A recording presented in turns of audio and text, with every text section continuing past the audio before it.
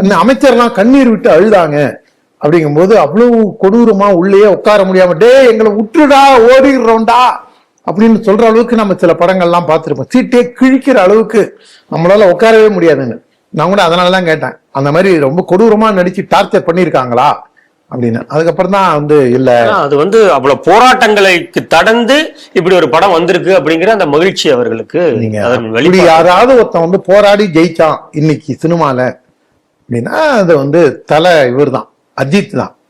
ஏன்னா எந்த பின்னணியும் இல்லாம, அவரை தூக்கி விடுறதுக்கு யாரும் இல்லாம, பல்வேறு பிரச்சனைகளுக்கு நடுப்புறவும் ஒரு ஆம்பளையா ஏந்திரிச்சு நின்று கருணாநிதி நேரம் ஐயா இவங்கெல்லாம் எங்களை டார்ச்சர் பண்றாங்க ஐயா அப்படின்னு சொல்லக்கூடிய மனோதிடம் படைத்தவர். ஓடி ஒளியில யார்கிட்டையும் போய் காலில் உள்ள தனித்து நின்று போராடி ஜெயிச்சவர்.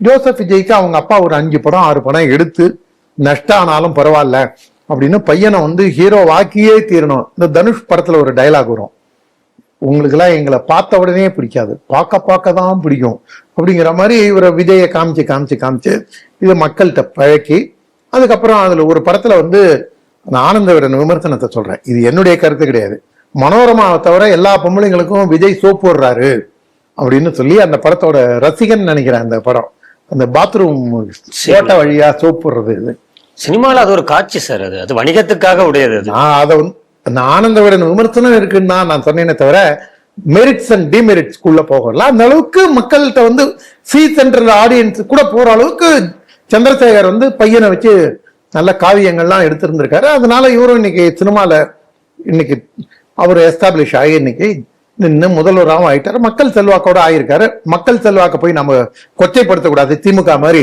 இதெல்லாம் ரீல்ஸ்ல மோகத்துல போயிட்டாங்க, எல்லாம் வந்து யூடியூப் வச்சு இது பண்ணிட்டாங்க அப்படின்னா, உனக்கு தான் கலைஞர் டிவி சன் நியூஸுக்கு உனக்கு 30-40 சேனல் வச்சிருக்க, நீ தான் எல்லாம் பண்ற, உன்கிட்ட இல்லாத ஆள் அம்பு சேனை உண்டா?